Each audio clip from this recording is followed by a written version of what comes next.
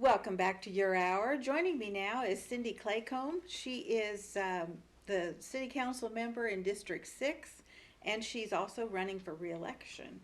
And the elections are coming up pretty quick, November 2nd. 2nd. Yes, Okay. yes. And every vote matters. Well, of course it does. But sometimes we forget that, right? Like, Yeah. oh, I'm just not going to show up at the polls. I'm busy today. But early voting opened today, so people can vote right now. Right. And you should vote early, vote often. Oh, no. No, can't do that.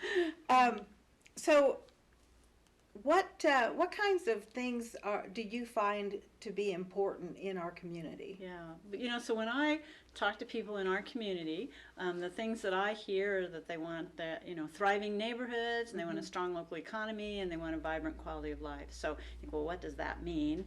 So thriving neighborhoods, when I talk to folks, safety in their neighborhoods, so they want crime taken care of, and they want crumbling infrastructure taken care of, so streets and road maintenance becomes really important. And 13th Street is looking really good. It is, isn't it? It really is. And we have $163 million over the next 10 years in street repair, and it goes up every year. So like next year it's 11 million, then the next year it's 12, and it continues to go up. So over the next 4 years, which would be my next council term, there'd be $53 million spent on road repair. Yeah. And so so we've recognized that. And then I think the other thing I hear from people is that they want blight taken care of in their neighborhoods, particularly kind of the core areas where you begin to see some of that deterioration.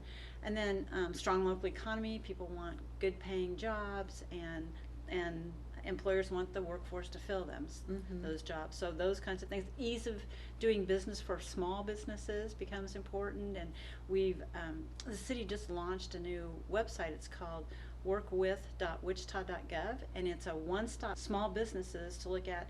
If you want to do business with the city, here's how you do it. If you want to sign up as a emerging or disadvantaged or women or minority-owned business with the city, here's how you do it. If you need connections to other resources across the city. So I think it's going to be a really nice kind of one-stop shop, for people to get information.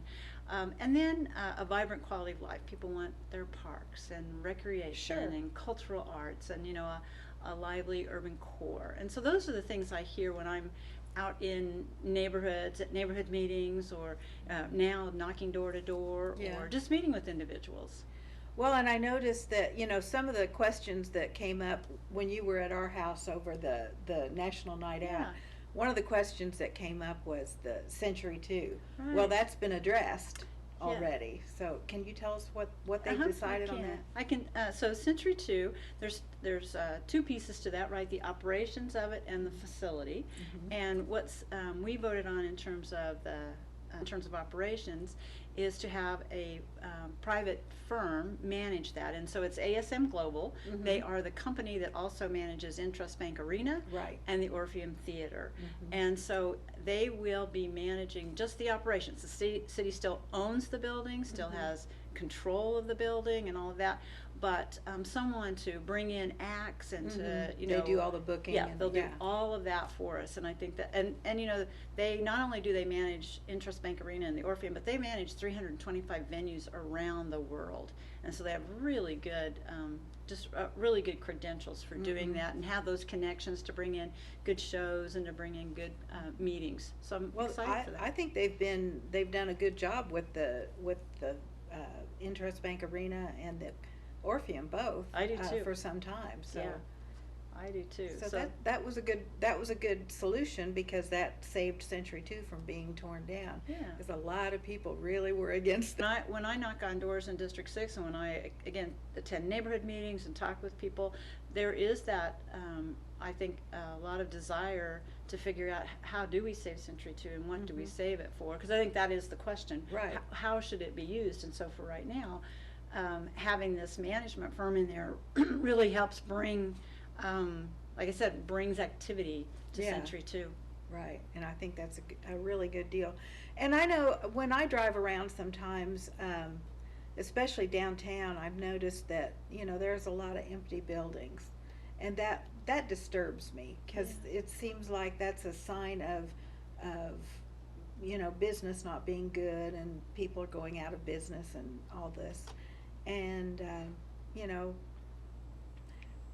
you can't tear down every building that isn't being used for anything. Nor should we. Right. Nor should we. But Absolutely.